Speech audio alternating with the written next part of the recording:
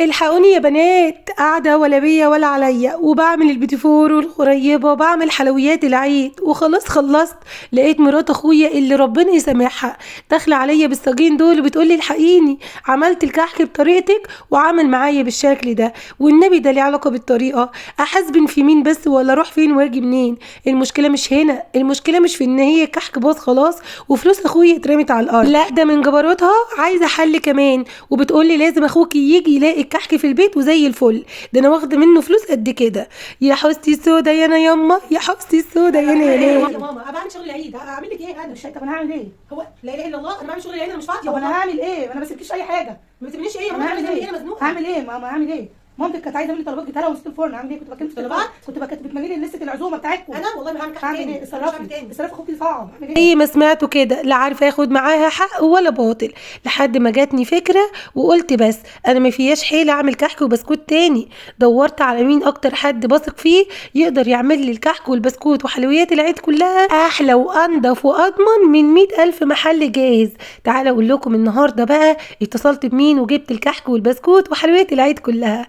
طبعا عارفين العزبه، حبايب قلبي اللي عمري ما استغنى عنهم ابدا، اللي طول عمري ما بجيبش سمنه بلدي غير من عندهم، وكل حبايبي اللي متابعيني عارفين. فتخيلوا بقى معايا لما تكون شيف وتقرر تشتري كحك جاهز من بره، عمرها ما هيعجبها بتاع المحلات ولا بتاع المصانع، فقررت اجيب من حد انا واثقه انه بيعمل بسمنه بلدي طبيعي 100%. وعلى راي المثل ادي العيش لخبازه ولو اكل نصه، لا هم بقى بيتقوا الله ولا بياكلوا نصه ولا حاجه. حبايب قلبي ومتابعيني اللي معايا بقالهم سنين، اللي اخدوا السمنه من العزبه ودعواتهم ما خلصتش لحد النهارده، يكتبوا لي دلوقتي في الكومنتات. شايفين الكحك الجميل القمر ده؟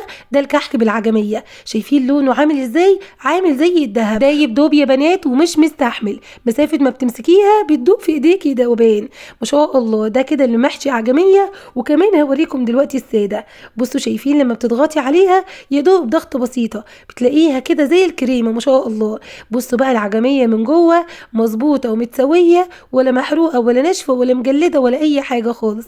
اما بقى بالنسبه للبسكوت القمر ده، ريحته يا جماعه قلبت البيت كله، ريحته مميزه قوي، ريحته زي بتاع زمان قوي بتاع الفلاحين الحلو ده اللي هو بخيره ما شاء الله، بيقرمش كده وخطير حاجه كده بقى. للسقسقه في اول يوم العيد ما اقولكيش، ما اقدرش استغنى عنه، لو بشحت كده ما احبش الا هو.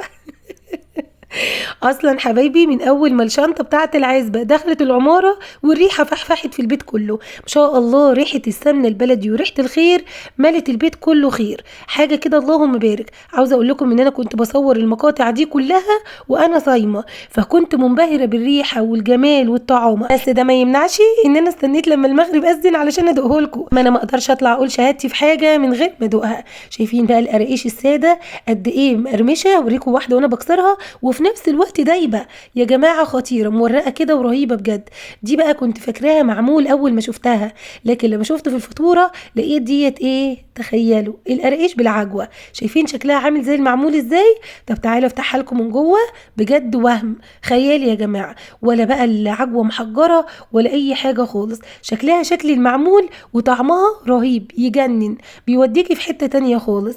ده بقى حبيبي حبيبي بجد، وهو البيتي فور. عاملين نوعين دلوقتي زي ما انتوا عارفين، كل المحلات بتعمل صابليه وبيتي فور وحاجات من اللي طالعه جديد، لكن بيتي فور المربى بتاع زمان ده مش اي حد يعرف يعمله، بجد خطير قوي. هو ده فعلا السهل الممتنع، ناعم جدا، لونه مميز قوي، لون موحد، طعم وريحه وشكل مفيش كده حاجه تشرفك بجد على سفرتك في العيد ان شاء الله.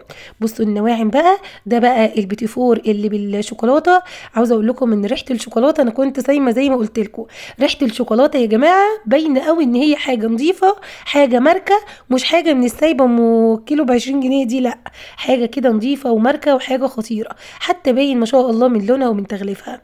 البيتي فور كمان ناعم جدا، بيدوب كده في البق وخطير، واحلى حاجه ان الحاجه كلها فريش وطازه جايالك كده ما شاء الله من الفرن عليكي على طول، او من المخبز، مش عارفه هو بيتسمى فرن ولا مخبز. وطبعا ما نسيناش بقى الغريبه، الغريبه من الحاجات اللي بنت ناس قوي في نفسها، يعني مش اي حد يعرف يظبطها، مش اي حد يعرف يطلعها تدوب في البق كده وخطيره. فبكل امانه وصراحه اشيك وارق غريبه كلتها في حياتي، رقيقه يا جماعه. عارفين لما تكون حاجه رقيقه، هي دي رقيقه كيوت خالص ما شاء الله. كتكوته كده وزغنططه وناعمه ناعومه ما اقولكيش بقى عجبني. طيب انا بقى يا حوريه مش مصدقاكي ومش عارفه اذا كانت الحاجه دي حلوه ولا لا، علشان كده عملنا لك بوكس اسمه بوكس التجربه. البوكس ده مشكل من كل الانواع ومن كل الاصناف، كحك ساده تلاقي، كحك بعجميه تلاقي، بيتفور بالشوكولاته وبيتفور ساده تلاقي، غريبه بسكوت قرقيش برضو تلاقي، في كل الانواع. هتدوقي ده؟ لا عاجبني اطلب منه، ده لا مش عاجبني ما اطلبش منه. لكن انا بقولها وبكل ثقه، لو جربتي الكحك بتاعهم في البوكس بتاع التجربه ده انا واثقه انك هتطلبي كل الاصناف اللي عندهم. شايفين بقى من الكاميرا الخلفيه علشان دايما عارفين ان الكاميرا الاماميه بتفتح الحاجه. بصوا شايفين لون الكحك ولون الغريبه، شايفين يا نهار ابيض على البيتيفور يا جماعه ما اقولكوش. يلا بينا بقى بعد ما شفنا الحاجات القمر دي تعالوا ندوق ونقول راينا بما يرضي الله، وربنا شاهد عليا يا جماعه. العزبه فعلا نمبر 1 سمنه، نمبر 1 كحك وبسكوت. لا تقولي لي بقى العبد ولا الابوار، العزبه عامله شويه كحك دمار.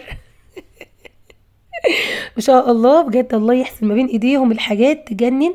الريحه يا جماعه خطيره، هترجعك 20 سنه لورا، خير زمان. والسمنه البلدي اللي مش مغشوشه، مش مكسبات الطعم اللي قرفنا بيها دلوقتي وتحس ان انت بتاكلي كل الاصناف شبه بعضها بسبب ان هي كلها مكسبات طعم وريحه زبده وريحه معرفش ايه.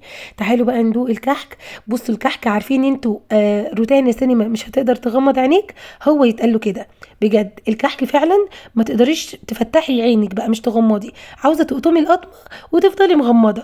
بصوا بقى انا عماله اكلهم جنبي مش قادرين يستحملوا بصراحه، الريحه رهيبه. احنا يعتبر ما كلناش على الفطار علشان نقوم ناكل الكحك والحاجه اللي جات لنا، من كتر الريحه احنا مش قادرين نقاوم. بكل امانه وصراحه قلت لكم رايي بما يرضي الله وربنا شاهد عليا.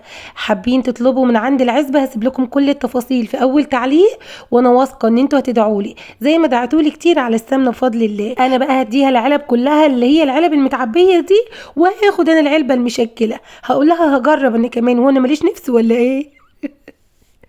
بحبكم جدا في الله، ربنا يديمكم نعمة في حياتي يا رب. اسيبكم في رعاية الله ان شاء الله. كانت معاكم حورية، استنوني فيديو جديد، والسلام عليكم ورحمة الله وبركاته.